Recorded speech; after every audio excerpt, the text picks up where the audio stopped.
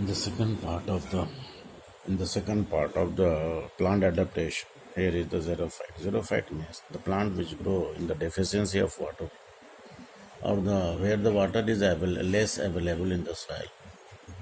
Xerophytic plant mainly is due to the perform the two main functions: retain the water more or absorb the water more. The second one is the reduces the transpiration. Less reduces transpiration.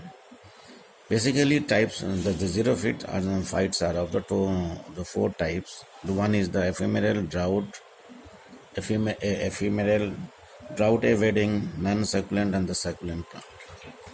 The ephemeral plant, which plant that is the basically annual that complete the life cycle within the 4 to 6 weeks. And they survive in the the seed. The plant survive with the help of the dry seeds. The example is the Ivana barbata, drought evading, very small size, and the need very low amount of water for their growth. Example that is the water lily. Next one is the non-succulent plant, slow growing shrubs, basically deep taproot, the deep feather, and the leaf is small. In some they wilt and fall down, deciduous. Basically, non-succulent plant, the leaves are not present. If the leaves are present, they fall earlier.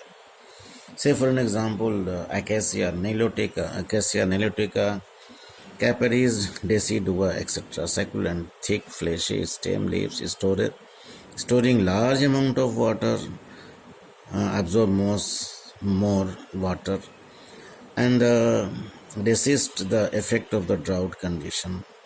There are so many examples of the succulent plant, agave, cactus, opuntia. Opuntia is one of the important plant that is also asked in the practical examination.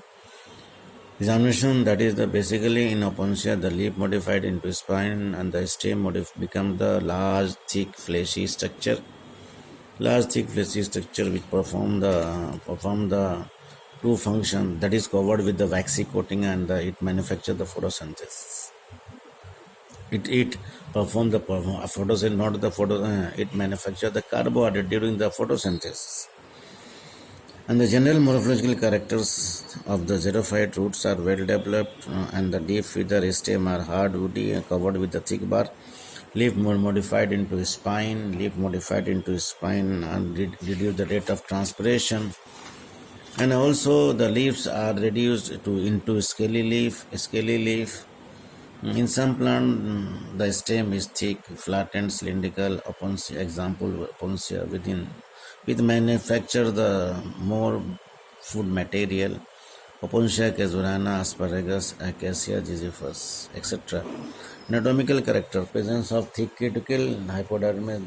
The cell wall of the epidermis is made up of the thick wall cell. Presence of the hypodermis, that is the glamorous in nature. Mesophyll cells are differentiated into the palisade and the spongy parenchyma. Palisades are multi-layered. In one of the important character of nerium leaf is basically the palisades present on the adaxial surface. But in nerium, the palisade cells are present on both upper and the lower epidermis, and that is the abaxial and adaxial surface. So, what do you mean by adaxial and abaxial surface? That is the basically dorsal and the ventral. Dorsal and the ventral. This is in both many important. This is the most important plant. This is most important character. Now, other important characters of xerophytes are the sunken stomata, which are surrounded by the unicellular and the multicellular hair. Vascular bundles are well developed, and that is covered with the bundle sheath. Presence of the heat shock protein, that is the chaperone provide the physical adaptation to the plant at the high temperature.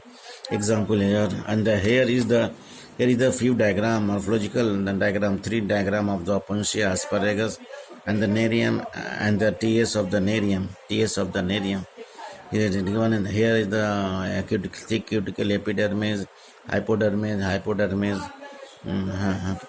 palisades, and the sponge, sunken stomata, etc. Next day we will discuss about the animal adaptation. Thank you.